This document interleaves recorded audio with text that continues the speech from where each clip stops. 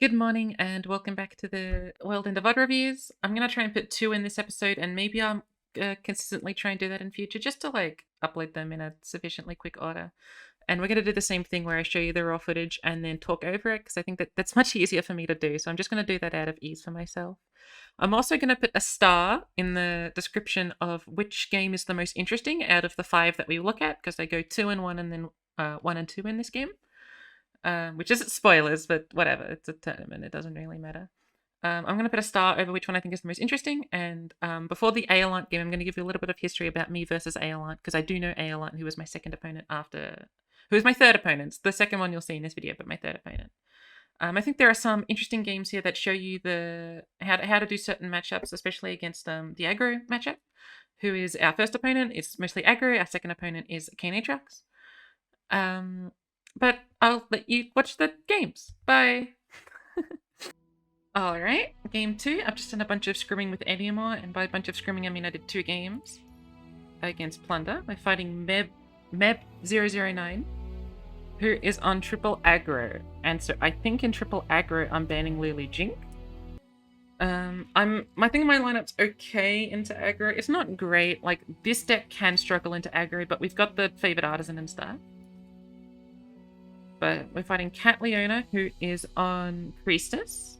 Cool. Let me do the thing that I always do, where I open up a paint document, do all the paint document stuff, and then I'll talk about what I expect to happen from the matchups. You would think I would start the recording after I've copied the deck lists, but too bad. A Reveler's Feast as a one-off.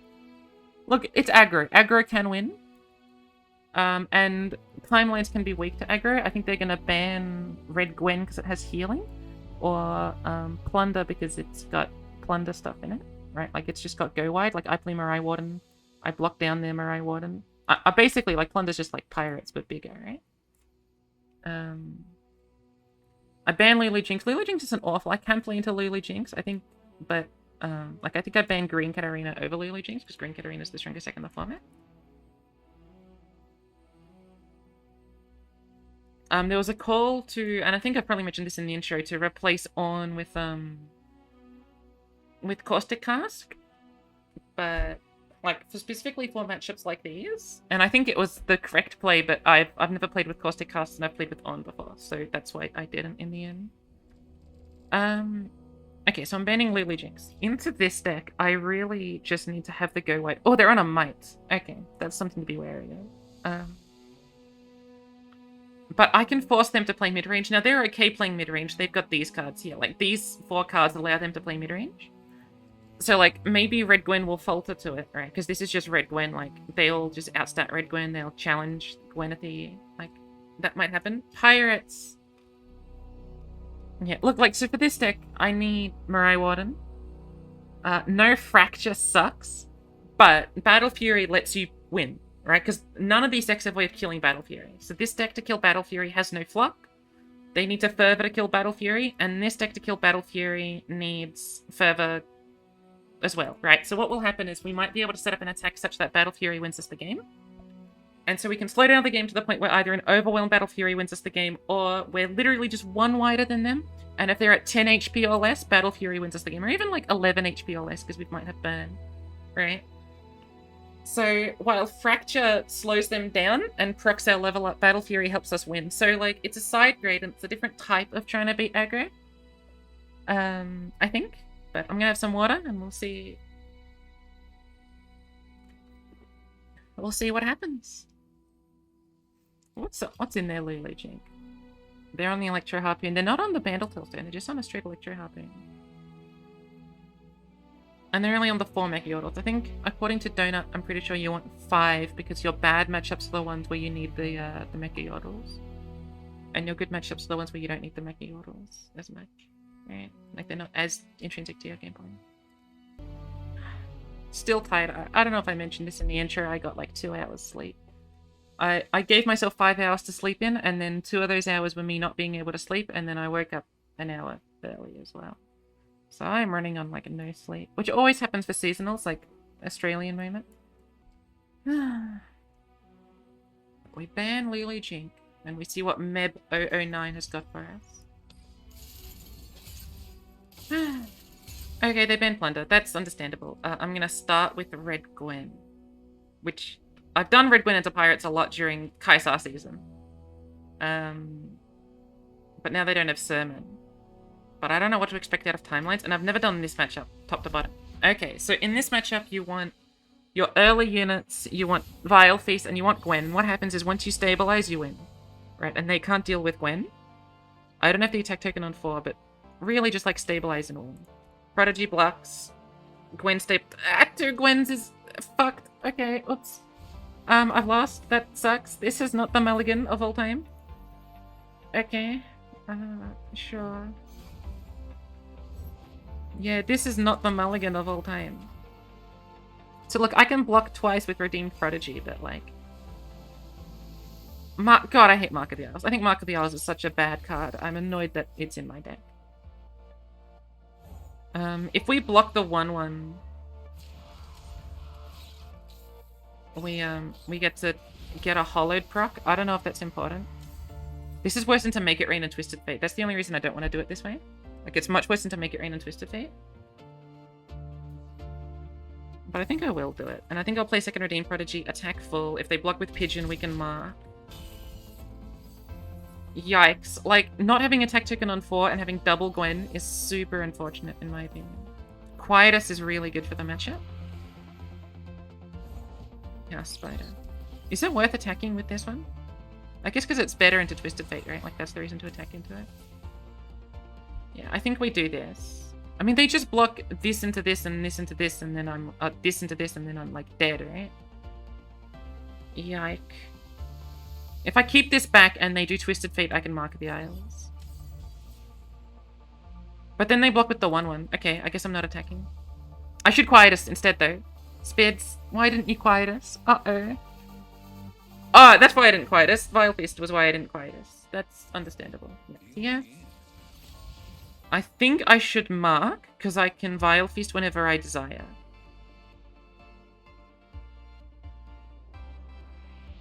Yeah, I like that. I mean, probably going to block with Gwen, by the way. Like, I know they can, like, further the Gwen, but I'm still going to get the 2 healing and then I get to replay Gwen. But I will mark, yeah?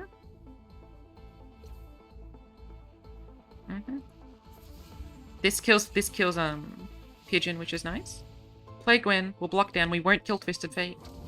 We'll open attack with Gwen, I think. You might just play Reckoner, actually. My mark. We can just keep that 1/1 around. Okay. Perfect. Boop, boop, boop. Yeah. Okay. Getting the Quietus and the Vile Feast were very important top decks. I wish I did play the Quietus last turn, but that's fine. We'll open with... I mean, how do they deal with Gwen? They just don't, right? I could play Katarina here and ping off the 1/1. I like that a lot more, and they can't do gold card anymore. What's in their deck? They can Fervor. They can Fervor block Katarina and kill Gwen.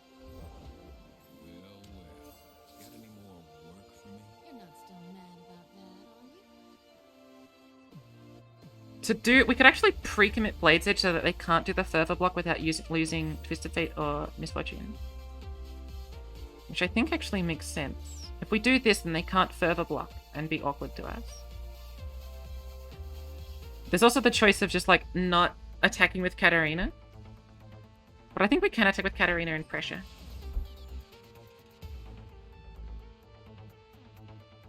If they Fervor, we Vile, obviously. Which is why I've done it this way. And they're going to kill Katarina, aren't they? Okay. Vile.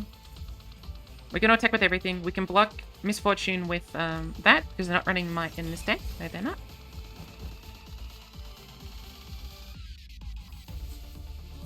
I'm going to mute them for such a play.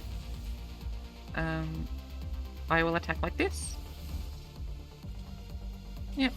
Katarina obviously goes back to hand, which is arguable if it's correct or not, but replaying Katarina and just repeatedly getting the healing is so important. And if we just don't let them... Like, if I don't let Twisted Fate die, they will need to Fervor Gwen again, right? And then I've got second Gwen, and then I can just, like, continually pressure them. I think I'm at a safe, vaguely safe point. So they've still got Fervor available. If we Quietus, they'll make it. Do they run main deck Make It Rain? They don't, so they'd have to be Misfortunes Make It Rain. I think I still do Quietus. I mean, I do take a lot of damage from Fervor, don't I? And I also take a fair bit of damage from Make It Rain. I'm taking like 8 damage from Make It Rain. If I just do Katarina and then open, I don't have to pre-commit the Quietus and I can block with my 1/1. I think Katarina is safer. But it's worse into Fervor. Which they might have drawn. They also might have drawn Reveler's Feast. If I block like this in the Reveler's Feast, I'm going down to 5. I heal up to 7, and then I open attack and heal up even more. Yeah, I think that's fine. I think we do it this way.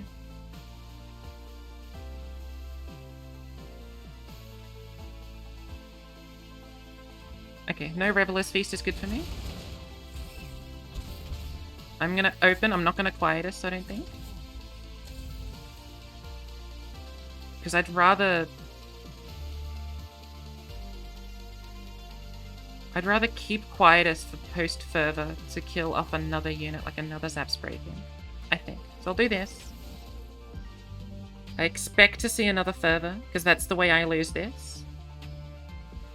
What else can they got off Zap Spray thing? Oh, well it's Fervor or Revelers, so they got Fervor. Because if they didn't play Revelers, that means they got Fervor off Zap Spray thing. Okay. Sure, I get to Quietus, Zap Spray Fin and then open. Alternatively, I can play, Reckoner. Right, so this heals me. Yeah. I can Quietus Zap Spray Fin. I think I Blade's Edge the Nexus and play Reckon. Oh, but it's only 3 strength now. But 3 strength to 1 is lethal, right? So we ping this, we play Reckoner, no matter what they develop, unless it's like Mirai Warden, I should win. I think I'm right in that. Unless they've got Twisted Fate, right?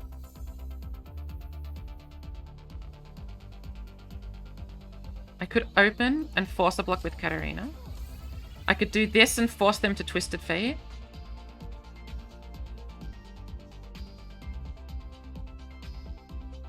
Like, they would have to gold card, I attack with Reckoner. It doesn't do anything if I attack with Reckoner. But they would have to have Twisted Fate, and then they'd also have, like, enough... They'd have to have enough burn. I think this is the safer play. Because it plays around Twisted Fate, and it kills Misfortune, which is a priority target. So I think I will do it this way. It doesn't go for lethal, unlike the prior play, but I think I should put them on Twisted Fate. Okay. And remembering, like, we've got lethal with Harrowing because we rally, right? Like, we got lethal as soon as we play Harrowing. So I think this was definitely correct, actually. Because Katarina's dead and she's leveled. So Harrowing will revive a leveled Katarina. So I just block down, Harrowing, and win. And there's no way they can do anything about it. Okay! We beat Pirates with the way you do it, which is with Gwen and with Go Wide, right? So we had the 2/2s. We also had that one Vile Feast, which really helped, and the Quietus, which was alright. Yeah, this is lethal for me. I mean, like, they can go wide, but they can't kill Gwen unless they Fervor, and then, like, I'm still going wide, and it's fine. Like, I win. It is hard to imagine a lack of a win here.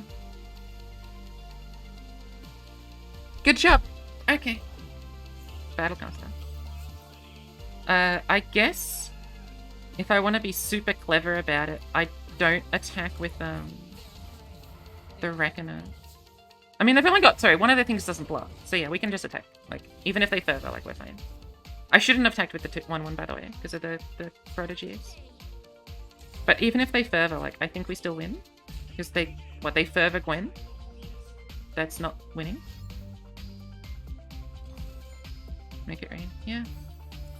Cool. I think we played that pretty well, except with the misplay on the Quietus. I do think I should have Quietus that unit. Just because, like, I could lose to, like, certain amounts of burn. But keeping Gwen was important, and, realizing that they don't run Sermon anymore, so they can't kill Gwen, and making sure that we don't kill Twisted Fate intentionally. Like, kill Twisted Fate via blocking. Otherwise, they can just Twisted Fate gold card us when they want. And so they need to decide to kill their own Twisted Fate either through their own blocking or through, like, further, right?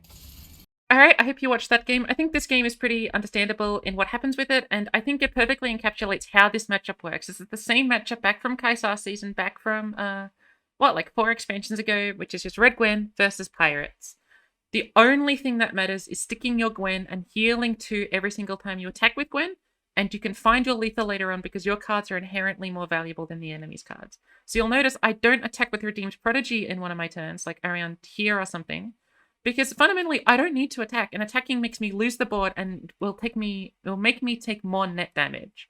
So attacking is completely redundant here. Now I should have played Quietus here. That was one misplay that I think was pretty obvious, and I joke that, like, I got the Vial Fee, so it made sense. But if they're going to play TF, then I need to be doing Mark of the Isles to block more damage. And I think there was an argument to not play Gwen here, but because I've got the 2 Gwens, like, I want them to pour resources into killing Gwen, especially something like a Fervor, especially after I already attack them, because the skill will still go off.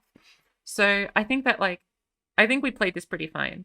But I think in general, in this very specifically, like Pirates and Gwen, when Pirates doesn't have any sort of interaction for you, and they're all these 3 strength, 2 strength units that just try and go wide constantly, like, if you just stick your Gwen, I don't know how much health Gwen healed here, but I'm going to say like 6 or something. Maybe even more. That's pretty much all you need to do in this matchup. So the things you're looking for in your mulligans are stuff like your Vile Feast and your Redeemed Prodigy and your 2-1 and your 3-1, right? And your Gwen, right? Those are the only things that really matter in this matchup. With the lethal, we end up going for a Harrowing to revive the Katarina, which I think is perfectly fine. And I think in this position, I think it could be pretty easy to see where you go into like a Fallen Reckoner.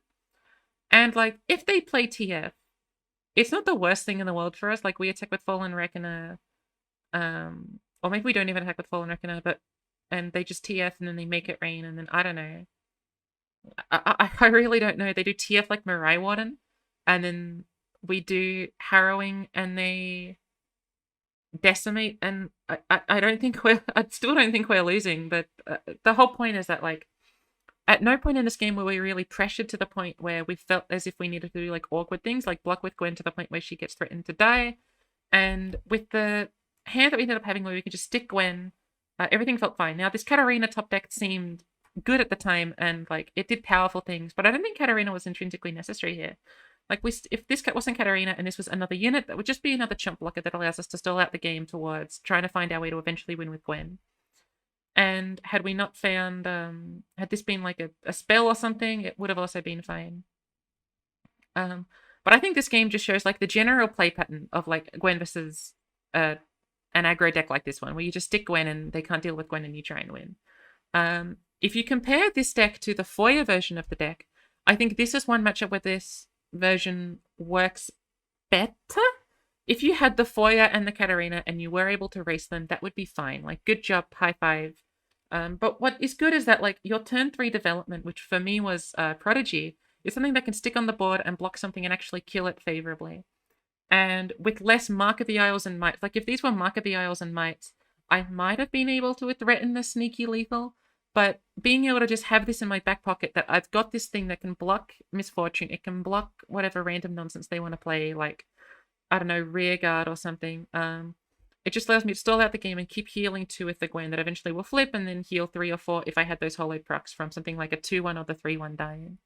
I think this matchup just perfectly shows how this matchup goes. So if you wanted to see how Gwen does into Pirates, this is how you do it. And Sermon being nerfed just makes this like so much easier as well. Like, when Sermon was in the game, this would be a lot harder. But it would still be the same idea. You would just have to like think about Sermon constantly and then play it your Gwen anyway and then lose to Sermon anyway. But I'll let you watch the next game. Now, this is going to be the hardest one to get through. Timelines is going to be the hardest one to deal with. We are on healing, right? We are on healing men, and we are on the 1/4, which I think is nice. And they're playing the slower version of their decks. I probably should keep Urchin here. If we can just stabilize it down and then get something to happen, we might be fine. Yeah, we'll start with Forge Chief. Maybe we shouldn't have actually. Maybe we should have Zornate Urchin, that way we can attack with Forge Chief. Huh? Huh? Brother in Aurelian, I get a mana. I guess, like, a mana isn't important, but I do get a mana. What am I missing? Why is this correct for them? I am missing... a Reveler's Feast? No, Might. I'm missing Might. I'm missing Pale Cascade.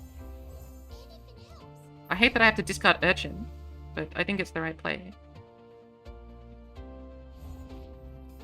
I think we're taking... I mean, I could play Urchin, but I think I need to, like, keep discard... I'm like, what I want to do is I want to get Favored Artisan and discard it with Urchin. So I think I'll just play Ferrous Financier. If they open, I'm taking the 3. That's fine. Sunhawk, never mind. I should have played Urchin. Spidz you 4.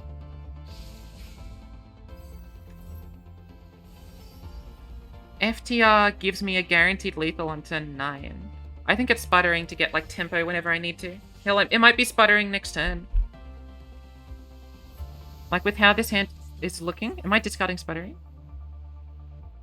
I'm discarding sputtering, aren't I? Yeah. Castaway. Good, that's equivalent to sputtering in my opinion. Now, their 3 strength units are a little bit annoying for us to deal with. Because we're going to block like this. And then we're just never going to deal with pigeons literally ever. But that's okay. It's not okay. But we'll find a way to make it work. Like, they've got 2 cards in hand. Like, we should just be able to, like, out-value them. Especially with something like 3 Sisters. Like, we can fuck up Entomb. We can fuck up stuff with Entomb. We've got Harsh Winds, which was just a beautiful pup deck. Fix him to aggro. Yep, this was a fantastic top deck. And I think, provided they don't have, like, value with Daybreak, like, the woman that holds the spear above her head, I forget her name, Priestess, and, Ravoon. Like, I'm hoping that we're just fine. And we can start, like, literally just pressuring them, right? Like, by attacking with this. I'm not gonna Harsh Winds next turn, I don't think. Because we can do Trundle stuff and Harsh Winds later on. Like, we can Harsh Winds, like, something they get off Priestess if we need to. Like, if they attack here. Okay, I think we're Harsh Windsing and Castawaying. I think that makes the most sense. Unless we could do Trundle. And positively block something. And take... Yikes, take... 6 damage? That is low. I do this and Harsh Winds and then I Trundle next turn. This allows me to get a positive trade. No, it doesn't, because they pull this with Leona and then this isn't a positive trade. I think it's Trundle. And I think we assume they don't have 2 Decimate and they just have, like, Fervor, and then we, like, Entomb a Fervor. Harsh Winds actually saves us more damage than that. Harsh Winds puts us only taking 2 damage. I think it is Harsh Winds. I think I need to be more defensive than I am being. Pan of Pain, I guess. It's probably Overwhelm Weapon. Pan of Pain doesn't do anything for me. But I'm not happy about this at all. This is like... I don't think this is good for me.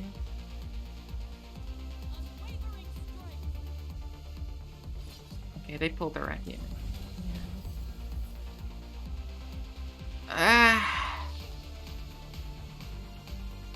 I can favorably block this, and then Harsh Winds. I think that's probably better.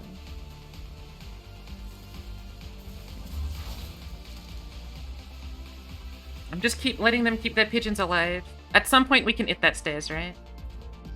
We can do it if they develop... No, they get another attack token before we get hit that stairs. But I guess we can do Trundle and then 3 Sisters, and like... hope that they can't Leona stun us. Another Harsh Winds? Okay. We can delay the game a lot. Without Fervor, they can't kill, Well, they can kill my man with, like, Reveler's Feast. So I think we'll do this. Do they run Pale? They do run Pale. Okay, I'm not attacking with you anymore. Okay, I guess we're passing. Yikes. Oh, fuck me. Okay. We can attack with this. They can't Reveler's Feast anymore. But that's like, I'm losing. The game has been killed. We are not winning. Look, we've got Harsh Winds and we've got 3 Sisters. Sorry, am I stupid? Am I missing something? I guess Vile Feast, not Vile Feast, a Pale Cascade and something kills it. Okay. We can survive. We do get to hit that stairs on the turn after. It won't kill Pigeon and stuff, but it's a play we can do. They don't have Sunhawk. We can only freeze 2 things with how the mana pans out, right? One of them will be Katarina. We have to hope they don't have Reveler's Feast. I think we also have to hope they don't have Decimate at this point as well. I think this was the deck we had the higher chance of beating, but we just didn't draw early units. Like, I knew we draw Forge Chief and Urchin, but we also just didn't draw early units at all. Yeah, we're dying into Fervor, and we're dying into Decimate. And we're dying to Reveler's Feast. Alright then. I mean, this is my play. If they're smart, they'll do it now to play around Tavern Keep, which we also didn't get. We didn't get Tavern Keep, we didn't get Favored Artisan. Yeah, okay. Fair. This is what happens when you bring, like, the Timeline stack, right? I think Pirates is a worse matchup for us. And their strategy here is to 2-0 Timelines. I didn't get Mystic Shot either. I'm sure other people would have blocked Pigeon earlier, but I can't block the other stuff if I don't kill them then. Like, I don't have any other time to kill those units either. And I think I needed to play around draws that allowed me to win there, and that involves letting their Pigeon stay alive, because I can't let them have the rear guards and stuff.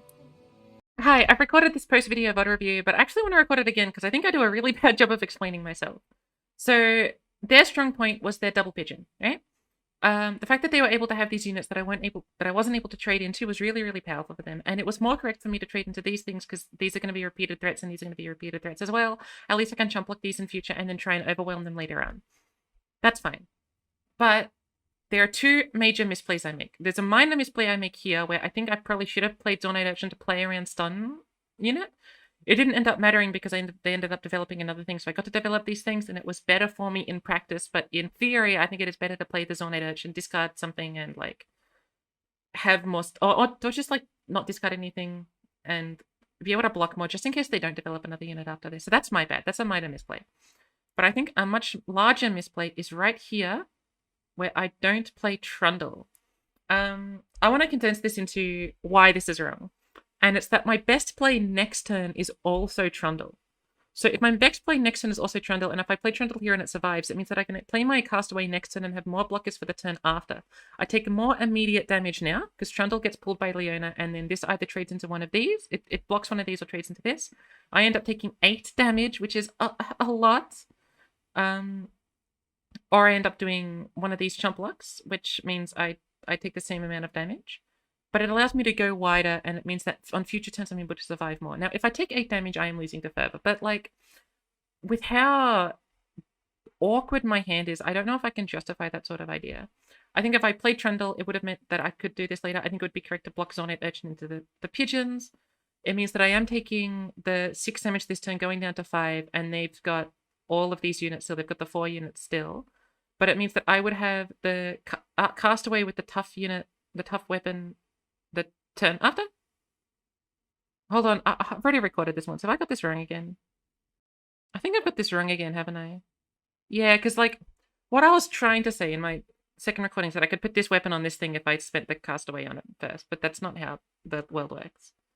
I still think the Trundle is wrong, but what I wanted to say, the whole reason I'm re-recording this didn't actually make any sense. Spidz, you're a fool. Obviously, we would have had the extra unit here because they always ping this off, but we would have had the extra Castaway. And we would have had the second Harsh Winds available to us, which I don't think matters, but it's something to keep in mind. I think if we had played Trundle, we would have been at a better position.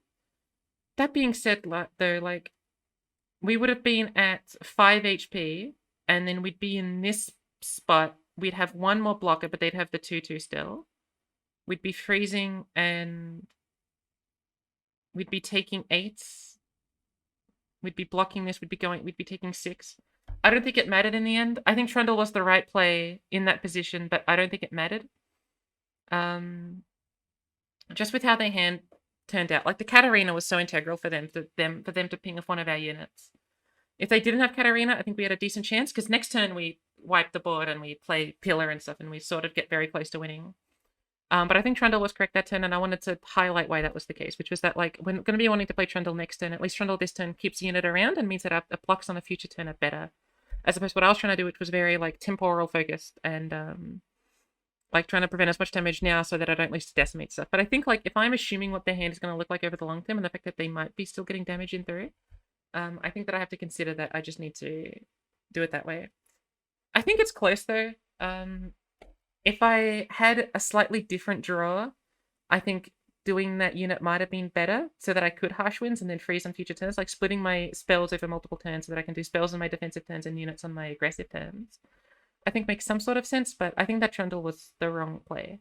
But I don't think it mattered. I think Meb's hand was always going to beat me, and I think, like, when I was talking about this matchup being pretty decent for us, I should have considered that they are basically just pirate aggro with more stuns, and my deck, since I only play one card per turn, like one unit per turn, I'm, like, more susceptible to stuns than I am with other decks, and they're, like, 1, 2, 3... They're 1 and 2 drops. Trade into my 1, 2, 3, 4 drops if I don't have, like, a concurrent timelines on the field, because all of their 1 and 2 drops have, like, 3 strength, and my 1, 2, 3, 4 drops all have, like, less than 4 HP, right? So, like, keeping those two things together while remembering that they're also a stun deck with Leona and Sunhawk, I should have realized that this would have been, like, a much harder matchup than I was giving it credit for initially. And it's a matchup that I'd never done before, so... I'd done it a few times, but I don't think I'd struggled as much, partly because of these double pigeons that I didn't avoid interacting with. Had I had a Mystic Shot, had I had a Thermo Beam, had I had a Timely Tavern Keeper, or had I had a Timely Timelines, I think this game would have looked a lot different. For example, if I had Timelines, Katarina wouldn't have been able to ping off the Castaway, for example. But I don't think that matters too much, and I can't dwell on that too much as a concept. But I hope that makes sense about the Trundle, and I think that I did misplay, although I don't think it actually mattered too much. I'll let you watch the next game. Goodbye. It's super unfortunate, but that's what happens. And I think this is going to be a loss, right? Like, I struggle to see this being a win.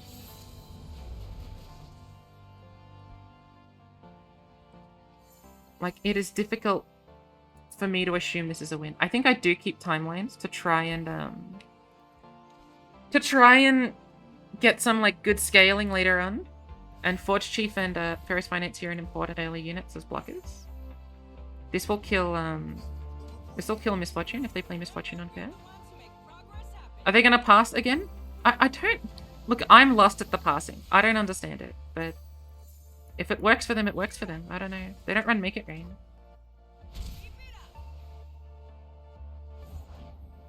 Pigeon. That's why, right? They're trying to proc Pigeon, I guess. I could kill Pigeon. I don't know if that's worth it. I think I'd rather kill Misfortune than Pigeon. So I think I'll play Pharaohs. We could do concurrent Zornite and try and get, like, a high HP unit. I mean, Zornite's already, like, a strong enough unit. I think it's just Pharaohs. Shock Blast. Absolutely. Shock Blast.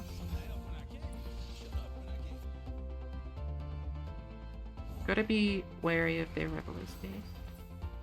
Okay. If they open, we're dying to the same shit we died to last time.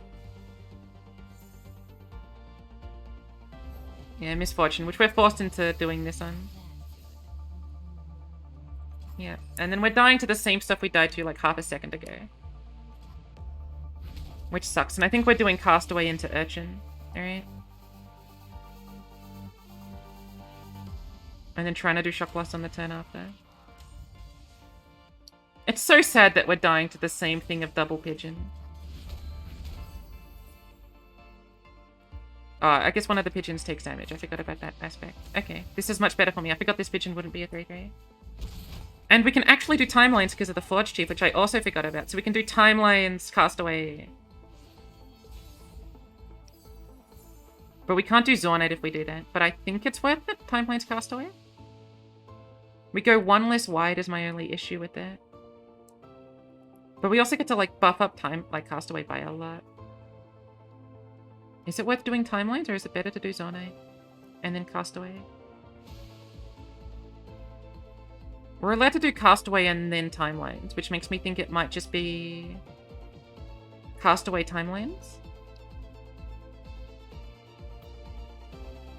But if we get a good unit, like we get a lifesteal, we get a a unit with lots of strength, it might be good. Castaway will probably be able to block Pigeon. My only concern is if I don't get something that beats a red card. But, like, I'm playing around red card or I'm playing around Mirai Warden. Like, that's the idea that I should be thinking about in my head. And if we have to assume they've got open Eye of Nakakibaras.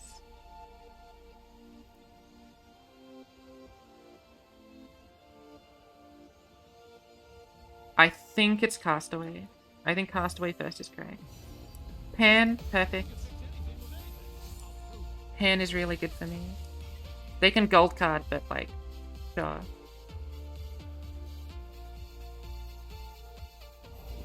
Saboteur. I think we will Zornite nothing. I think our hand is good enough to Zornite nothing. I'm not going to do concurrent because I want to afford our timelines. I want to afford Shock Blast. So if they develop, we can kill like Pigeon plus Misfortune or something, right? Okay. If they buff up Pigeon, we can block Pigeon. Like, their open attack doesn't work here unless they've got something. If they've got something like an eye. Okay, that's red card. Do I Shock Blast? Don't I just, like, Trundle Mystic?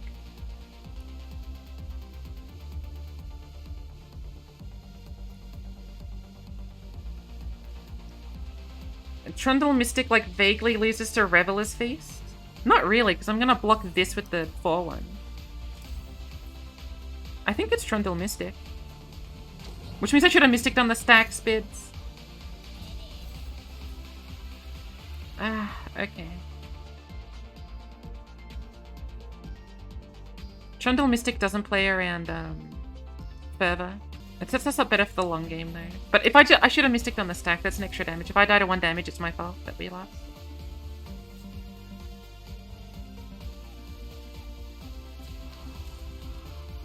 Entirely my fault if this is a loss. Yep.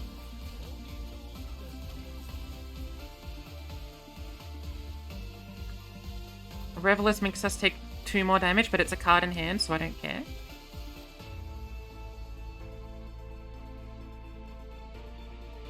Like, Revelers is fine. Fervor? Yeah, that's why I should have... I mean, I guess it didn't matter in the end. Okay. Still would have done that anyway. But look, I'm at 10 HP. They've got 1 card in hand. They need a very specific, like, set of few draws to beat me here. It's possible, but it's unlikely, right? Like, they need to have Decimate, Decimate, Decimate, right? Or something along those lines, because I'm always going to be wider than them at this point. That's, like, game, right? Like, I heal. I think we won. We won because we had the early units, and importantly, we got to kill Pigeon, right? Mm-hmm.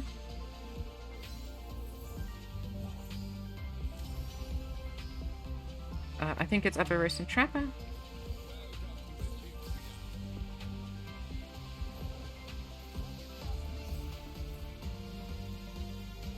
We could probably discard Pan of Pain. Try and find like a Mystic Shot. To kill this thing. Okay, so the most damage that could happen here is that they play Reveler's Feast on Zap Spray Thin. Or Decimate, right? But even like Zap hitting me Decimate, Decimate isn't lethal for them, right? Because that's only like 10 damage. So it'd be Zap hitting me Decimate, Decimate Fervor. I'm abusive. I'm sorry. This is so rude. I drew both of my healing cards. That's why they're in the deck, but like, it's not fun. They're not on Might, right? This isn't the one with Might. Cool. I can block like this then. Do I want to kill Twisted Fate?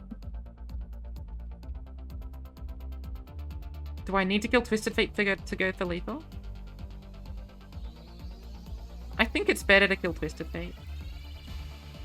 It might give me opportunities for lethals that I don't have otherwise. But I mean, like, I'm just playing Kindly Tavern Keeper here, right? Like, I'm not even going for On. We just do Tavern Keeper, Pillar. I don't know what they do. They don't run, like, Sentry or anything. Yeah, that's game. Cool. Another 2-1. Close. This time, Timelines was our weak link instead of, Plunder. But that means Red Gwen is still pogging, right? Like, Red Gwen is 2-0 at the moment. Close games. Slight misplays in both of them regarding timing of, like, one particular card. But I think everything else was spot on. I think my mulligans were okay, and I think we did fine. Thank you for watching, I guess. Yeah. Alright, let's go over this game. I think this game has some interesting bits, but it's mostly just like autoplay. I think keeping concurrent timelines was really interesting because, as you'll notice, I never actually play concurrent timelines until like very, very, very late, to the point where it's superfluous. I think keeping concurrent timelines is still worth it. I think there are worlds where they have a later hand, such as stuff with like I'm Nakake Boros and Sapspray and I would need to be pressuring them faster. And because my mulligan was so good already with this is the previous game. My mulligan was so good already with Forge Chief and Ferrous Financier that I didn't like need the timelines like to be another card, right? Like I already had an amazing hand that timelines didn't need to be something else. It could have been something else, but I did like keeping timelines for the opportunity to transform it into something, especially if I drew a combat cook. Like if I had the mana to do this into combat cook, it would have like absolutely had a unit that would just never die for the rest of the game, right? I think keeping concurrent timelines was fine, but like this game just sort of happened. I think that there's a world where I'm supposed to do concurrent timelines Urchin right now so that I can Thermo Beam without wasting mana. And so I've still got the Urchin. And in addition, I can do it the other way around. I can do Urchin, then concurrent timelines. I think that's one of the options of all time. But what I liked about Ferrous Financier was giving me the flexibility to, if I get a good card, to play it without having to spend money on concurrent timelines. Money? Mana. So I do like the way that I did it, just to keep up the whatever I got, just in case it was something good, like a Hex Split or a Shock Blast or a True Shot Barrage or something. I do like the play with the Castaway. This does get punished a little by Gold Card, and I'm honestly surprised they didn't go for Gold Card when they did play Twisted Fate. I know it allows them to go wide, and they might be playing around stuff like Trundle, but I don't know. They can kill a unit either way, I guess. And it does add one more ping, but I think their win condition requires me not to have a turn 5 play. Like, their win condition requires me not to have Trundle, and so they should have done Gold Card, I think. Just so that like I play like a 2-strength unit and their Pigeon stays alive even longer. We should have played Mystic here. Obviously, if I'm going to Mystic anyway, I should have done this. Obviously, it didn't change anything because they did have Fervor. It does change something. I'd take 1 less damage. Should have done it, right? I should have played the Mystic Jet, right? That's just an inherent misplay that I think is pretty obvious. But besides that, like, I'm at so much HP that I just can't die, and the game sort of plays itself out. But the reason why this game went so well compared to the Targon game over here is that I had 2 early units, which turned into 3 early units, which turned into the Castaway. Like, I drew 4 1-drops, and they don't have any stuns, while in this game, I drew 3 1-drops, but they had the stuns, and they had the double pigeons, right? So at the end of the day, right, like, ignoring stuff about timelines, ignoring stuff about Trundle, in this game, their 1-drops were bigger than my 1-drops, and in this game, our 1-drops went toe-to-toe, and I had more 1-drops and a lower curve, while in this game I had a slightly higher curve. This deck obviously plays for a lot later game, which means it can do more pressure over time, and I think this deck is a stronger deck than Pirates. It just doesn't have elusive. That's like the only thing that holds that deck like a little bit back, but I think that was a pretty stock standard game that tells you what's going to happen in it anyway. And I guess we'll just go to the end. Our next matchup is against eolant. Eolant, if you know Spidz personally, you might know that eolant was the person that beat me in my first ever tournament. I say first ever tournament. Very technically it wasn't. I played in like a Wednesday night Runeterra, like the weekend before, like the few days before the tournament. But like that was in preparation for this Oceanic Invitational, which was my first ever tournament in January of last year. And it's a double elimination tournament, and I was undefeated until the grand finals. And eolant had to go through the lower bracket, and then eolant like 2-0'd me or something, or maybe like 2-1'd me, 2-0'd me. No, I think it was 2-0, 2-0. It was a very stressful experience, and I misplayed like hell. Like the last game that I played against eolant, I decided not to develop units because I thought I had a burn lethal, and then I remembered, I can't play decimate at fast speed. I lose. It was something stupid like that. Eolant, to me, it was like the first person that I wasn't able to defeat in a tournament, and so seeing eolant again, who's also like a friend of mine, right? Because we're in the Oceanic, like we're all in the fake server. We all like play we all play at the O's times. We try and support each other and all that sort of stuff. So seeing like a friend of mine, eolant, I say a friend of mine, like an acquaintance. I'm not like personally friends with eolant. I don't like know anything about eolant except his name and that he beats me sometimes. But being wary of eolant and fighting him was a little bit frightening for me.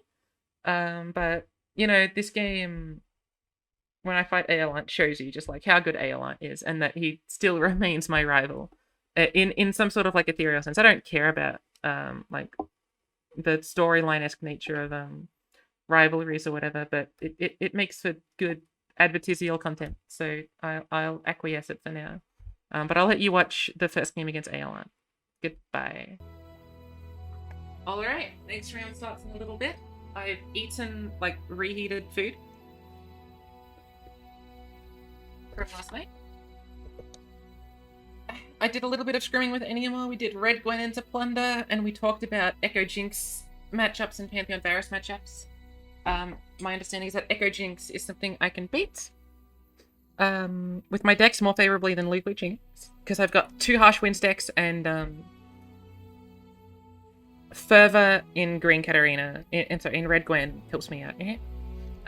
It might be like the 5th or 6th ban prio target, but like I'd ban it before I banned like Aatrox Kayn, like, you know, like Leona Katarina or something, but you know, I can keep it up. And then Pantheon Varus is close because I still have the freezes and stuff. Oh, fuck off! No. You're kidding! Not fucking eolant! Okay, so for context, eolant is another Oceanic player.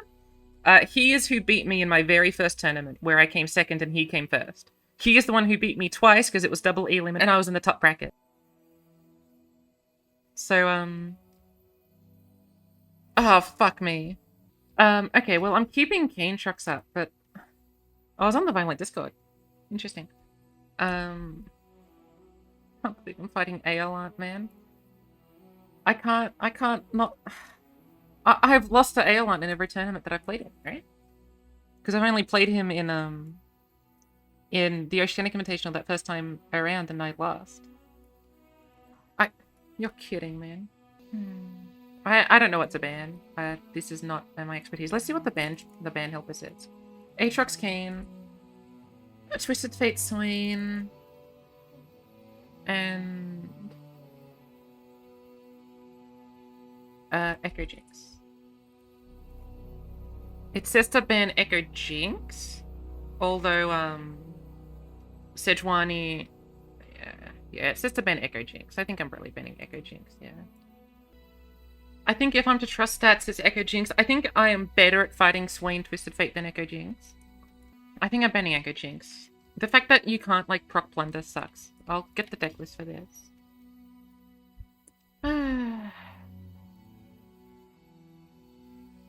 Okay. I have not get Bar.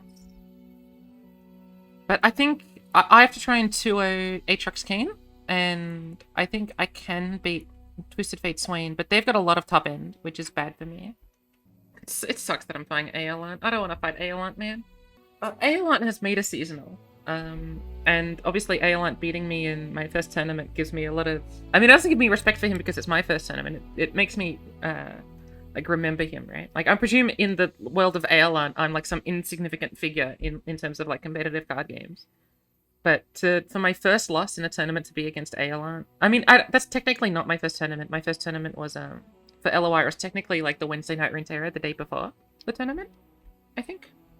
But, like, my first proper, like, this is for stakes, I'm trying to win this as best as I can tournament was this one. I'm pretty sure. And I was undefeated until I saw eolant twice in the finals and lost. And I've only fought eolant once since on ladder, and I beat him, because that was Sivarakshan Kaisar meta, and he was on Kaisar and I was on Sivarakshan, and I think I beat him with the Sivarakshan with Kaisar, with Sivarakshan and his Kaisar. But, okay. We ban Echo Jinx. They ban timelines. Whoa, okay. They might probably trying to protect Aatrox Kayn, and they decide that timelines is the best ban for that. I'm gonna start with Plunder, and they start with Twisted Fate. This should be a better matchup for me than Gwen Katarina, but I'm uncertain about it. I think I just want to like turbo level champions and try and beat them down. I think I want Parley because they've got a lot of X1s. They've got like Murray Warden and stuff. Do they? No, they don't. They're not on Murray Warden. They're on Dreadway, Deckhand, and Fortune Croaker. Okay. Let's not take Parley. Let's full mulligan for units. They're on Make It Rain, Watchful Idol. Let me open this up on a Google Chrome tab instead of on that tab. Because Google Chrome I can zoom in on. Okay. Oh yeah, we'll play this. They need to play Krusty Codger to beat this. Good. Very beautiful for me. Murray Warden gets countered by Make It Rain. And Twisted Fate. They've got... got a few things they can do here. Okay, that's fine by me. I can do Murray Warden. Murray Warden loses to Make It Rain. Butcher does not lose to Make It Rain. And if I do Butcher, I can Parley Butcher as well. That might be better. That way I'm also getting like off-turn procs.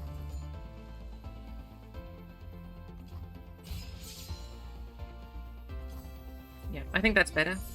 I don't want to run it to Make It Rain. And a 3-3 is also like a big beater. Like I'm putting them down to less HP. Now we could have played Murray Warden here actually, because if they if they do unitless Make It Rain, then it's worse. But I've got to be wary of Twisted Fate, so I'm not going to play Murray Warden yet. Or I could play Murray Warden, force them to Twisted Fate, and do another Murray Warden. If they pass here, I pass back though. So I don't know what they're going to do. They're going to do yeah, okay. Oh, they're really setting up that that Make It Rain. If I go wide enough, they can't Make It Rain everything. I guess that's my plan. Go wide enough that they can't Make It Rain everything. They can only make it rain some things. It's one of the plays of all time. Okay, that's honestly like not the worst that could have happened. It's kind of bad, and they'll probably just do second Make It Rain, but what else am I going to do with this hand, right? We open, we do I, we hope that Make It Rain 2 misses. We're giving them another Twisted Fate, but I need to proc my Plunders. We can do Zap Sprayfin, we can do Gangplank, yeah. Second Make It Rain. Okay, I do get to push 1 damage, and hitting the tentacle is the worst thing that they could get. It's not great, but I don't have a way of beating Make It Rain, right? And I've still got Shell Shocker, like, this is the best I can do. Zap Sprayfin. I think I won't play Shell Shocker. Just to beat, like, Twisted Fate stuff. I think I'm probably playing Gangplank next turn. And seeing what they do. How far is their Twisted... Their Swain is nearly leveled, okay. We're gonna play Gangplank. And we're probably gonna Make It Rain to kill the 2-2. How do they kill Gangplank? They need, like, Flock or Disintegrate, right? Okay, that's gonna be a Flock.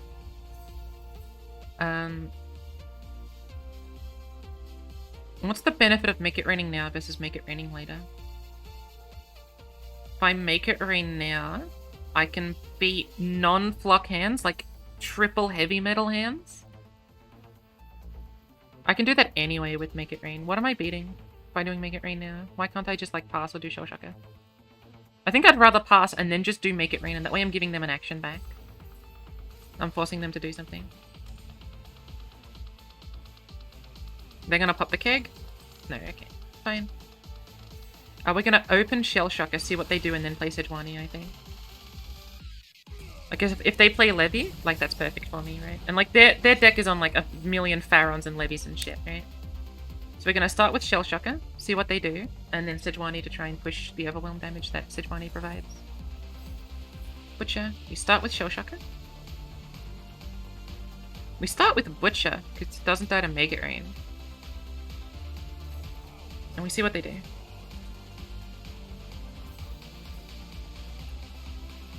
Good pass.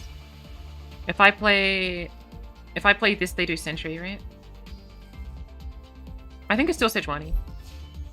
Like, I'm struggling to see. I'm letting them disintegrate her, but that's... What am I gonna do against that, right? Okay, is that Heavy Metal Flock something? Like Heavy Metal Flock Make It Rain? Scorched. Okay, fair call. So they're gonna try and set up a Rex here, I think. We might be trying to go for like an awkward burn lethal. If I had Battle Fury, I would just win there. Spirits is very, very nice. Spirits is extremely nice. I can do Spirits into Zap Spray Fin. Yeah, we'll do Spirits, we'll do Zap Spray Fin, we'll do Shell Shocker, we'll be going wide. They've played so many... Like, they played one Flock and one Scorched Earth. They're running out of tools to do stuff with.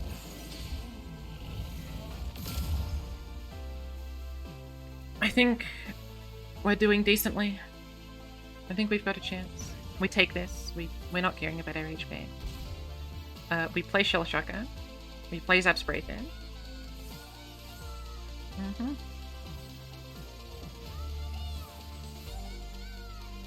Okay, that's 2 more burns. So any of these hit, and then we win. Just any of these need a hit.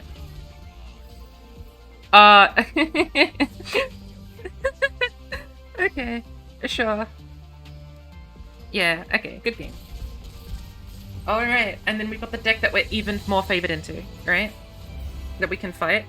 Or rather, we're playing Red Gwen twice, right? So Red Gwen might lose to TF Swain, and then it's Red Gwen into Aatrox Kayn.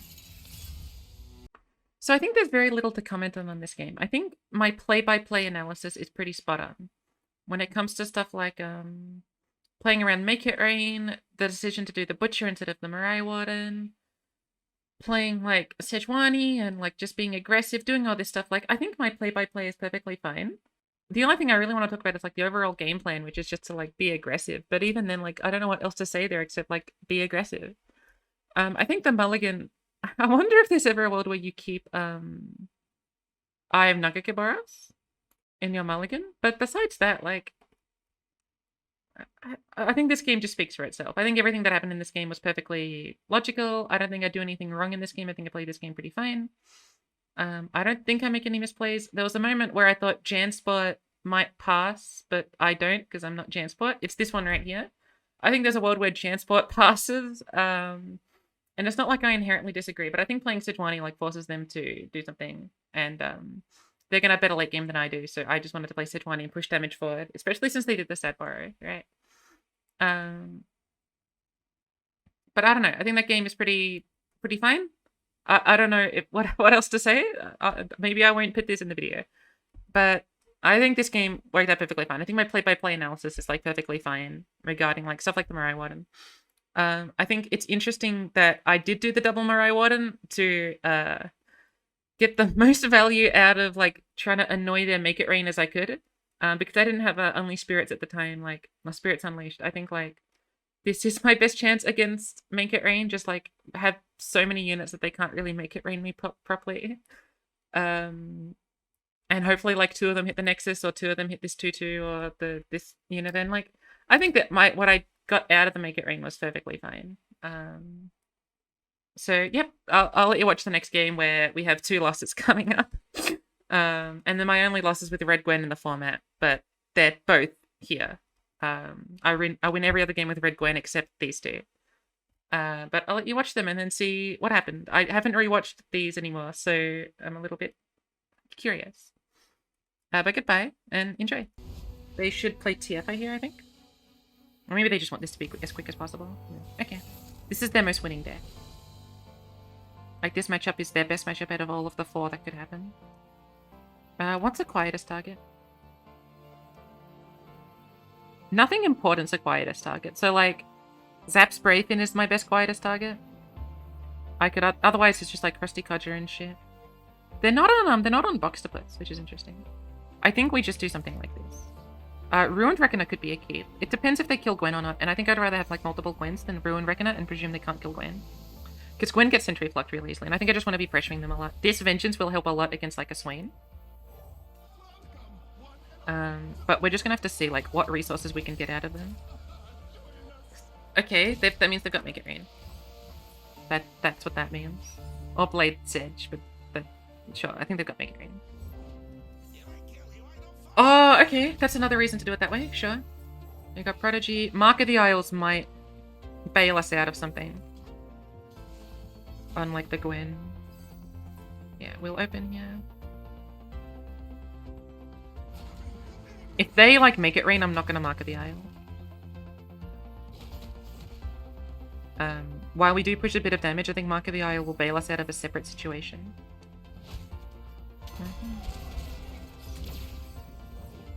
Watchable Idol. Okay, well, I think that might be a quietest target as well.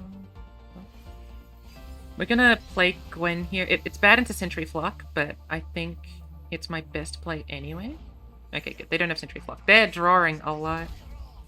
We'll do Gwen. Look, I expect Gwen to die to Disintegrate or Flock, right? I doubt Gwen's gonna survive for too long, but it's my most pressuring play that I can do. And if I just, like, spam out my pressure plays, that's the best thing I can do. Now, this isn't as much of a pressure play because they've got a bunch of units. This is Disintegrate Blade's Edge or Disintegrate Make It Rain.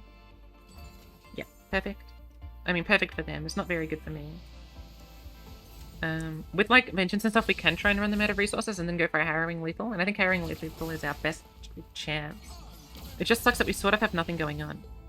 We could have Mark the Isle to block, but I think Mark the Isle is going to be better for being aggressive. Maybe that's not true. Maybe I should have Mark the Isle to block. Because, like, I'm not happy about my position. Fallen Reckoner's interesting. I think it's Ruined Reckoner because it's got stats. And I don't even think I'm attacking with Ruined Reckoner. I think I'm just keeping Ruined Reckoner as a unit that exists. I think Swain's getting Vengeance. I think I'm allowed to do this all of a sudden. Force them to block. If they've got Make It Rain too bad, I'm Vengeancing Swain anyway. And it's not like they're going to block with Swain. That's just like, that's not happening. So I get to kill a unit here. Sure. Oh, I also have my attack. Do I attack? I'm Vengeancing Swain, aren't I?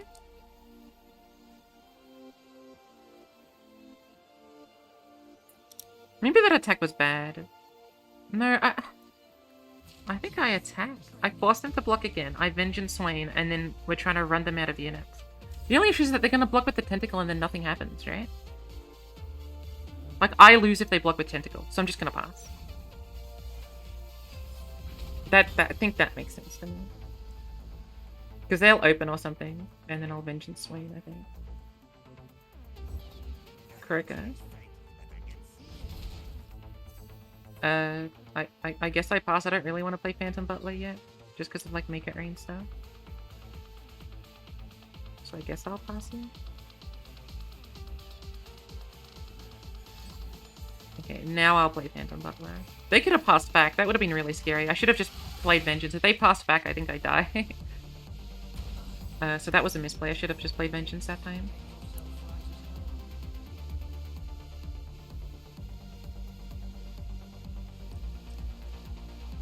This is not great for me. This should be a good matchup for them if I don't have Harrowing.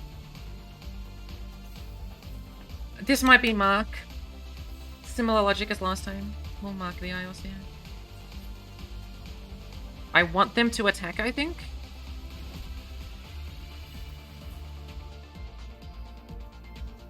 I'm threatening Vengeance, like, super hard. I don't know. I'm probably supposed to Vengeance in those spots, but... I don't know. I'm scared of them not attacking. And this way I get to kill their Tentacle. Here we'll do this and, like, try and pressure stuff until they just play Sentry and kill me. We'll start with Pigeon. They'll play Twisted Fate, they'll play Sentry, and I like... Okay, that's one of the plays of all time. We can put Pigeon first. We can't put Pigeon first? Disintegrate. Blade's Edge. Fucking... Okay, fine. Okay, they open into Rex, I guess, is their play. Alright, fine. Okay, I finally have Harrowing. So I'm gonna play this to block and then Harrowing and try and just hope that Harrowing is enough to get there. Am I dead to burn? I'm taking 5. That does 7 damage. Yeah, I'm dead, aren't I?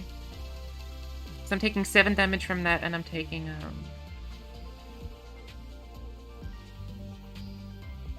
Like right now they're dealing 7 plus that, that's 13.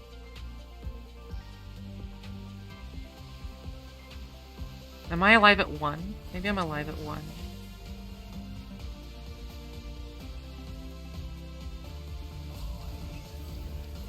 Okay, so we do this and this.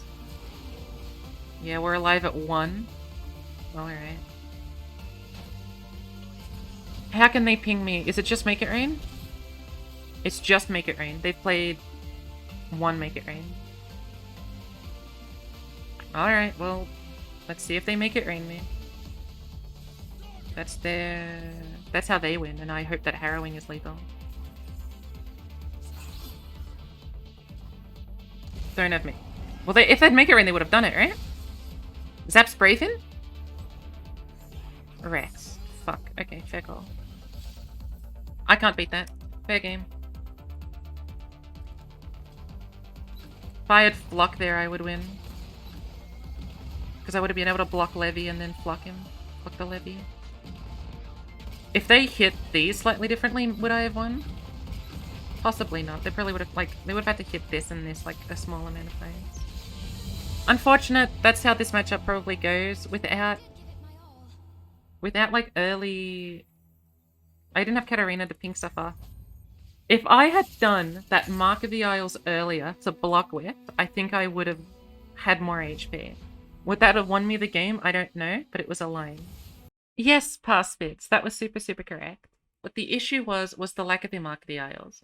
Now, if I Mark of the Isles this unit, they might not have attacked and I might not have gotten what I desired, but that's fine. I'm saving 6 damage here. And if I Mark of the Isle, I'm saving 2 damage, right? I Mark of the Isle this unit, I save 2 damage. I'm ending up burning that mana anyway, right? So it doesn't really matter. And then if I was in this position, I'd be at plus 2 HP. Would that have mattered?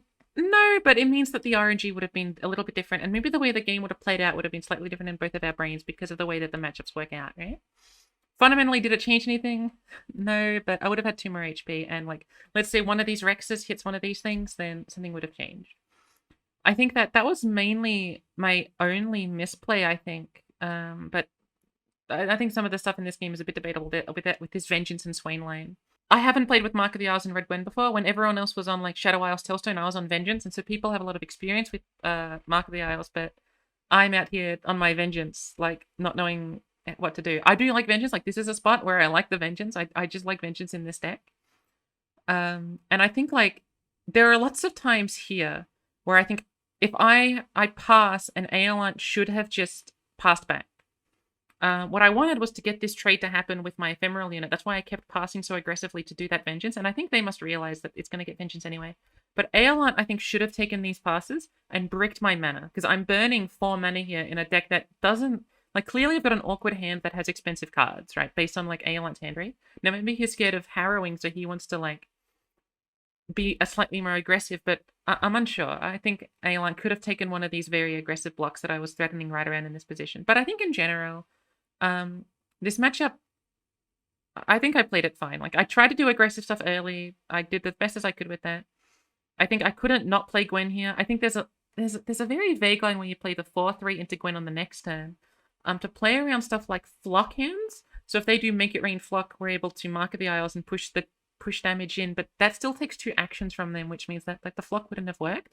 And Disintegrate doesn't get beaten by Mark of the Isles. So I think that doing Gwen here was fine, and then doing the 4-3s afterwards was pretty sufficient. There's a world where I'm supposed to do a 4-3 here so that they don't want to spend their mana, and then they don't really attack, and then I do Gwen, but then they spend their mana, and then not much has changed. I don't think, not really. And maybe they would still do this anyway and go aggressively. If they were going to do that anyway and still go aggressively, then that was correct. So I think there is a world where you do the 4-3 here, but I think I'm in such a tough spot already with my only 2, like, powerful units really being Gwen and Dancers that I'm not able to justify it too much. But let's say I do the 4-2 here. I do the 4-3 here and they do this play. I guess I'm happy. Like, if we take this, like, from a further back perspective, if I do the 4-3 here and they do that play, I'm happy. If I do the 4-3 here and they don't do that play, I think I remain happy. So I think I'm willing to call this a misplay. I think I was supposed to play the 4-3 and then do Gwen, right? If you see those 2 alternatives as what was to be likely, then I think that makes sense. My hope was that I could open attack with Gwen, and that way I'm not running into anything too concerning. But I guess that's just like a pot shot. So I think the 4-3 here was correct. Now that I've gone I've gone through it. And talked through everything, but I think everything else is sort of stock standard. There's not much I could do, and by this point it's how did the Riptide Rex end up hitting Seth? But like, so I got hit by the Riptide Rex because I got 2 damage from this hitting his and 2 damage from this hitting this, I think. Because Riptide Rex does 2 things, and if it's dead or gone, it does 1 thing, right? So 1 was from here, 1 was from here, and 1 was from here, right? So like 2 of the ones were from this one and 1 of the ones were from this one. If one of these hit Gwen, if one of these hit Dancers, if one of these hit this guy, and I saved that 2 HP, I would have been perfect. I would have pogged out of my god. So it's unfortunate, but I'm not too upset at how this game ended up happening. It didn't feel like I drew too awfully. If one of my 4-3s was a different unit, such as like a 2-1, I think that would have been better. If I had another Gwen or a Katarina, I think that would have been better. I think had I had like a Quietus or a Vile Feast, I think that would have been better. If we go back to the Quietus, there's actually an argument that you're supposed to keep Quietus for this unit just so that they can't level up Swain too quickly. But I think that's a short-sighted approach when I need to be trying to like be aggressive in this matchup and probably set up for a harrowing. Like I knew this matchup is probably going to end up with me trying to harrowing, and maybe I could have played for that a little bit more aggressively at some point.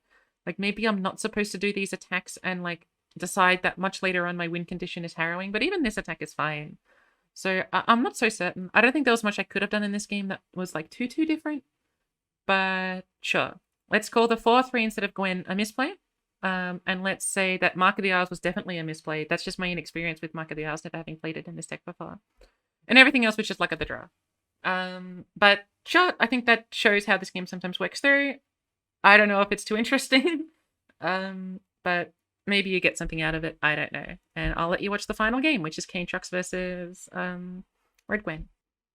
3 things I want to quickly mention. 1, playing Monk of the Isles doesn't save me 2 HP, it only saves me 1, because that unit that I would have blocked does 4 damage over the course of the game, but the unit that I block with the other use of Mark of the Isles does 3 damage when it hits me, so I'm only saving 1 damage there. So I still need to get different luck with the Riptide Rex in order for me to stay alive there.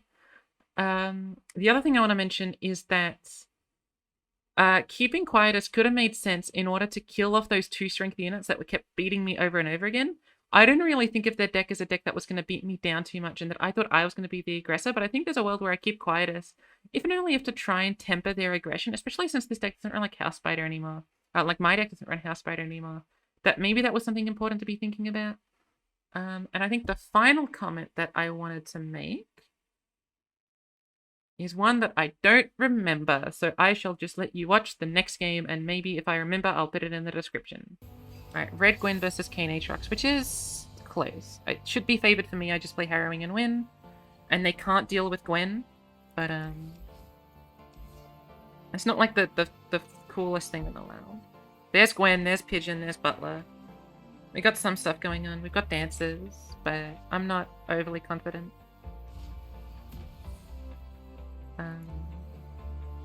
They're on a Lodestone, they're on a Heedless, they're on Ambitious Cultist, they're on Fnatic, they're on Discord. And how have they made space for all those cards? I guess they're just on like 2 Ranger Knight instead of 3. They're on 1 Harp and no Jural, and only 2 Bloodletters. But they're on 2 Darken Fan. This deck list is very interesting to me. There's probably a card that they cut that I'm missing. Weird. I think this block is good for me because I don't have a 2 strength unit, right? And so I just take less damage as time goes on. I think this block is good for me. If I had Redeemed Prodigy, I wouldn't do this block. But I think that block is good for me because I'm playing Butler. I mean, we've technically got like a 1, 2, 3, 4, 5. I'm not really playing Sentry on 3. I might be playing Sentry on 3.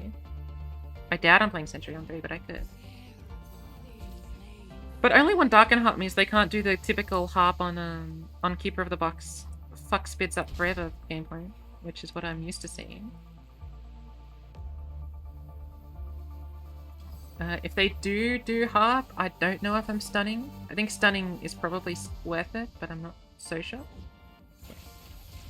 We prevent 4 damage, we get 4 lifesteal. They're gonna lifesteal that anyway, but I think it's worth it. It also just lets me curve out, which I think is valuable, and I don't have the flock in hand. And like by curve out, I mostly just mean I get to develop this unit, which is aggressive in some capacity. Like this is an aggressive unit. They can't... Oh, they can afford Furious Wielder. Fuck. Ah.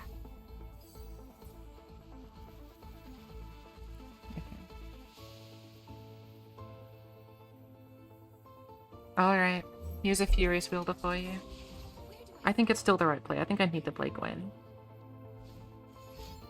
Yeah. I don't think I can justify not playing Gwen here. Like, my alternative is to open. It's not great for me. If I attack like this, they block this here. Okay.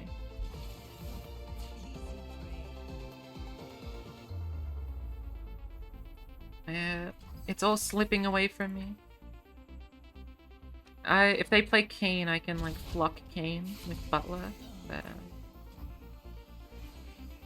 it's all slowly falling in front of me. That's Kayn. Okay. I think I'm passing. They attack, I flock Kayn.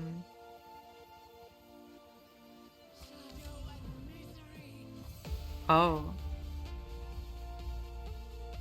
I think all of a sudden I take this and play Reckoner. Yeah, okay. I'm gonna take this, play Reckoner, play Eternal Dangers. If they've got second Kayn, it's a little awkward. But I think this is a better play for me. Yep. I'm tapping out every turn, which is a little bad. Yeah, like if I hadn't tapped out every turn, I would have been able to play Flock. I'm not doing this matchup properly at all. eolant's getting to me. They're gonna trade into Eternal Dances, and I'm not gonna have the proper tools I need to do something about that. Am I attacking here? Or am I just like playing for the eventual harrowing? I think I'm attacking here. It's just like they get the free heal with Aatrox, right? Like they get to kill my dancers for free.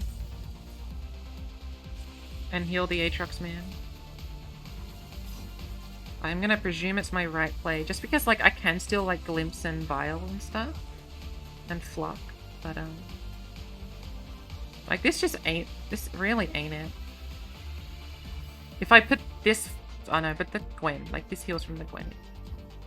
Okay.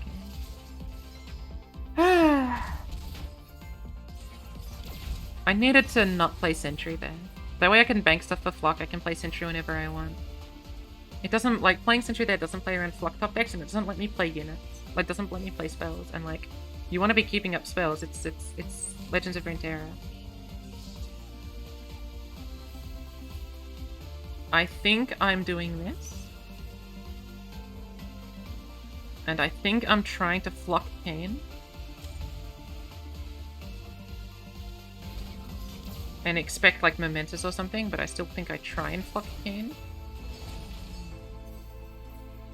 I could play Gwen, but they just play Kayn Shadow Shift and I lose. Or they play Aatrox's spell and I lose. I need my harrowing.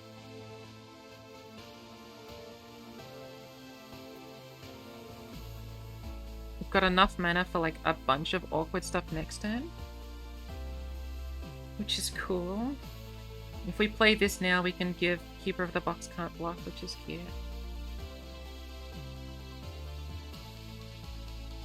I think we can like start with block and see what happens.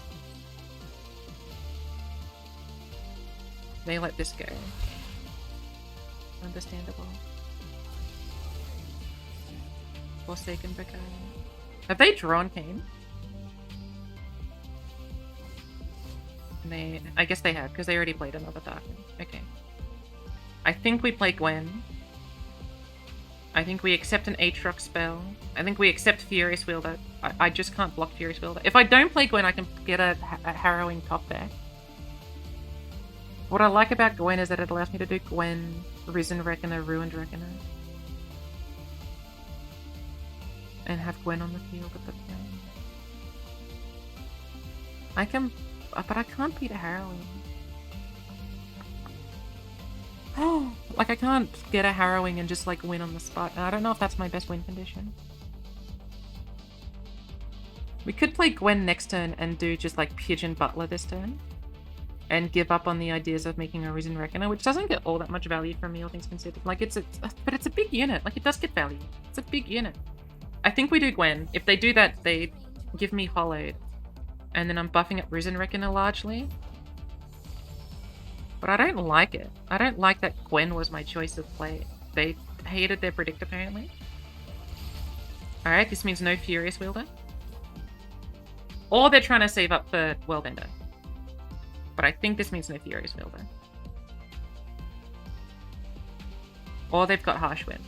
I don't know. Would they Worldend if they could? If they could Worldend, they probably would. This is Aatrox spell, right?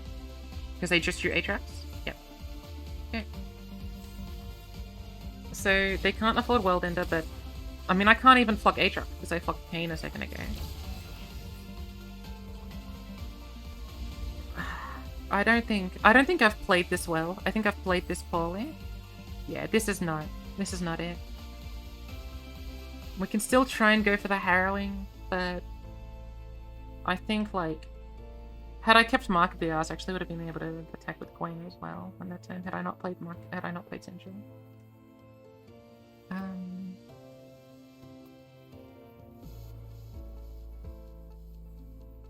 We're probably doing Pigeon and just seeing what happens. Like, man, this sucks. This just, like, ain't good. Yeah, like, they pass forever and then they play Worldender, right? Like, this isn't...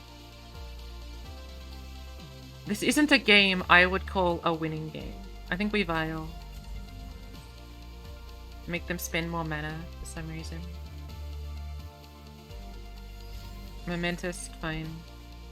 I'm not winning this one, right? Like, this just isn't happening. They have, like, Lifesteal Steratu and shit. They've got an Overwhelm Aatrox that I can't block. This guy's also got Overwhelm. It's,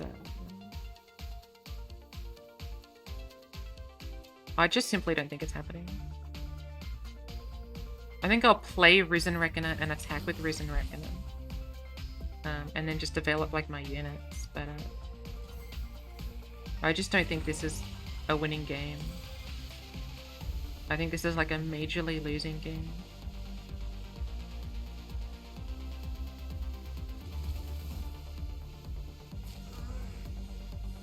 What, they equip Aatrox weapon on someone else? Furious Wielder? Fine, okay. I mean, like, both of these guys have Overwhelm. I'm not beating it. Do I need to get, like, a Harrowing? I don't know. This isn't one. This is just lost, right? If I get Vengeance, I can win. No. Okay, game.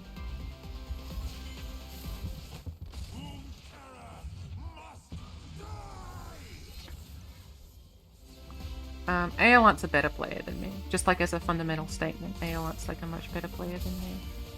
And I do think I misplayed on occasion. Like the Sentry...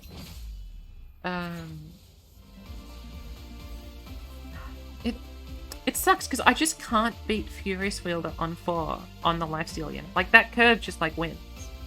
Against my decks in particular. It doesn't... I can't beat it. I'm surviving this turn if they don't have Harrowing. If they don't have Momentous Choice or Furious Wielder of the path. That doesn't matter that I'm surviving. If I get Harrowing, do I win? Would I play Fallen Reckoner?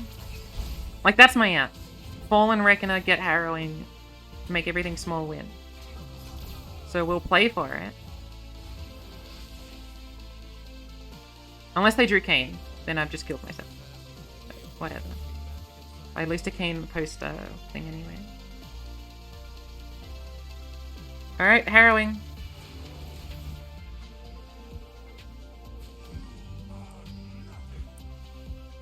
I am nothing.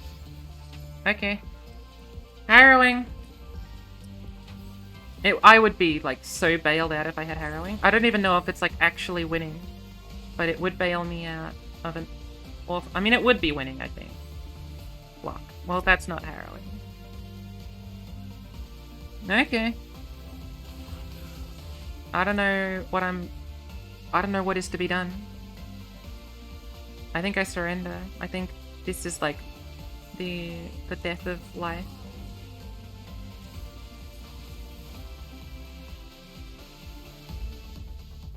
You just like take this, man. I don't have anything. I don't have triple further. I don't have anything. Whatever. This doesn't. None of this matters. I'll let eolant do thinking or something, but it's not unexpected that the lineup would falter.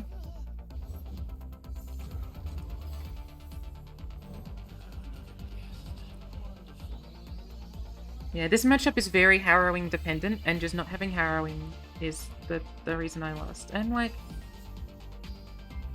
the odds aren't third Gwen. Okay. The odds aren't bad for me to have gotten harrowing by this point.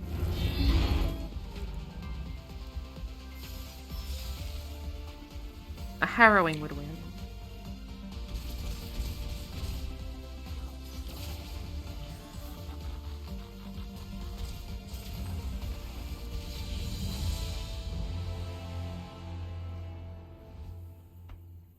Would have loved to have a harrowing, but oh, yeah, but whatever. It happens. But that's seasonals. I have to win the next 6. That ain't happening. But whatever. Bye. There are 2 ways to view losses. You can view losses based purely on your own like merit, like you lost because you did something wrong, and you can base losses off a deck's merit, right? Like, you have a bad deck, your deck didn't draw what you needed to do, you should have had different cards in your deck, you should have done, the deck just didn't draw what it needed to do, etc. I think this game can have both be true, right? So, the issues with what happened in this game is that I didn't have Quietus to deal with the Dark and Harp, and I didn't have Harrowing to let me win the game. If either of those things occurred, I would have won. But that's not something that you can, like, enact. You can't enact draw Quietus more. You can't enact draw Harrowing more. Not after you've submitted your decks. Now, before you've submitted your decks, you can actually do that. You just replace one of your cards with with Quietus. Back to my intro video, this is the game I was referring to, where I really wish I had third Quietus instead of something like Mark of the Isles. I really wish I had third Quietus instead of something like Pigeon. Because I think Quietus is important in this matchup. But this game was defined by one very, very large misplay, and it pains me as a Red Gwen player to see myself do this misplay.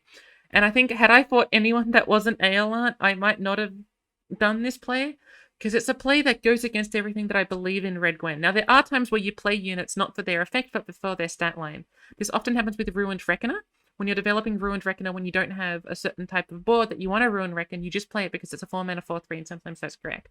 But it's very rare to have that happen with Sentry. And so I think this Sentry should just pain any Red Gwen player. This Sentry doesn't make any sense. And one of the reasons it doesn't make any sense is because of spell mana, right? Like, I should be trying to, at all times, having at least like 2 to 3 spell mana in my bank so that they need to be wary of that spell mana. And playing Sentry here when I wasn't getting a flock didn't make enough sense, because I don't think a 2/3 here is important enough. Now, in my head, I wanted to try and aggress them a little. But it just wasn't necessary. This wasn't a position where this was necessary. And I think had I banked this mana, it would have been a lot more important for things going on later on. Now, this isn't just because I top decked Flock. I think I should be realizing that there might be 6 or 7 more turns in this game. I'm likely to need a Flock, or I'm likely to find better positions for Sentry. I maybe should have thought of that in my head, but I didn't at the time for whatever godforsaken reason. And so I just play that Sentry. I think Gwen here was a forced necessity. I don't think I could have gotten away without playing Gwen here. If they've got it, they've got it. My best play, aside from that, is to open, like, just with the Phantom Butler, which is fine, and then play Gwen on a later turn. Maybe that's okay, like, try and get some way to kill this, but I've gotten rid of one of my best ways of killing this, which is the Sentry already.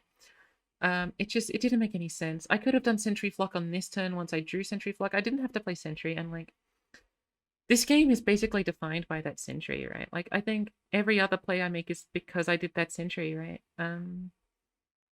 I think everything else I do is fine. I think this attack is a little bit suspicious, but I thought this is also my best way to try and win the game if there's no harrowing.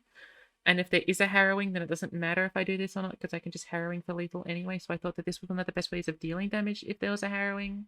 You could argue that I shouldn't do them, just be like super, super defensive constantly and just like hope to get that harrowing, but I don't think it mattered too much. I think like doing this attack here is fine to try and just like pressure the Nexus a little. Sometimes it'll matter, but like, look, as soon as we got to this position, I had lost the game, right? It's sort of like very, it's boring to say something like I lost on turn 4 when they did this, and it's the rest of the game didn't matter because of it. But really, like, this unit healed so much, and had I had a Quietus, I would have been able to deal with that. Had I had Harrowing by this point, maybe I would have won, but it doesn't matter. Look, fundamentally, this Sentry was wrong. I would have still played Gwen here, I think. Or I would, well, I wouldn't have. I think I would have done Sentry Flock by this point. But like, even if I played Gwen here, I would have been able to glimpse beyond her, still get the attack in, and then do Sentry Flock on a next turn, right? Or keep Sentry for a later turn where this is still on the field. Maybe it's turn 6 or turn 7 or turn 8, and we're going to use this to deal more damage more easily. Without like a Katarina or something, I'm just not able to kill the box, and that's just what this game is about. It saddens me. Like, it saddens me when I lose on a deck that I like, not following a belief system I've set for myself, right? Like, if I've set for myself a way in which I play a deck, right? So this deck I've played with quite a bit. I know not to do Sentry in that spot, but for some reason I decided to, and it's just upsetting to me as a person that I would fuck up like that in a deck that I feel very happy with. But anyway, I think everything else is fine. This Gwen, I think, is like arguable, but I kind of don't think it mattered. I think I needed to do Gwen here else I'd lose anyway. Like, what, I'd be doing something else. If I do Gwen here, at least they can't like strike multiple things with this Aatrox, right? So the other play would be to do like this unit, do Gwen, and then see what happens afterwards. But I don't know.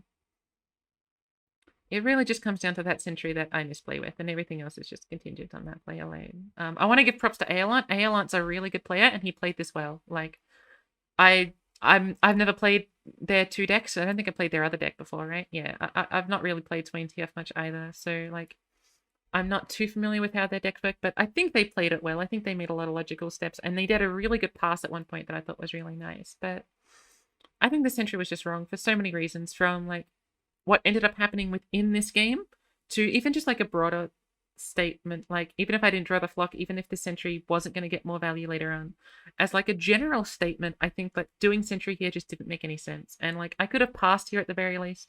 There's no real reason not to pass here. I think like I can let this hit me and they heal the health, and then I attack them with the butler or whatever. Like, I'm preventing 4 damage, but I don't think it matters too much, and I need to make sure I'm doing better things with my sentries. So yep, that's that game. My fault, but so be it. And eolant definitely deserved the win. I don't know if I can put exactly into words like some sort of like cool maxim for why you don't play sentry there. Like, there's the general red Gwen maxim of like, and your general tempo maxim of at every single attack you want to make sure you're threatening the most damage while maintaining board presence and all of this stuff, such that like each attack is the most powerful thing you could be doing, constantly being wary of their plays, right? But that's like, that's not something that's like explicitly transformable into certain actions, right? And I don't know, it's just saddening. And I think if I had that quietus or I had harrowing, I would have won, but this is a misplay that I'm not gonna like forgive myself for. But I think that's everything I wanted to mention for this game. Thank you all for watching. Don't play sentry there is the only last thing to say. So thank you all for watching, and I shall see you tomorrow with game 4 and game 5, I think. Probably. Bye.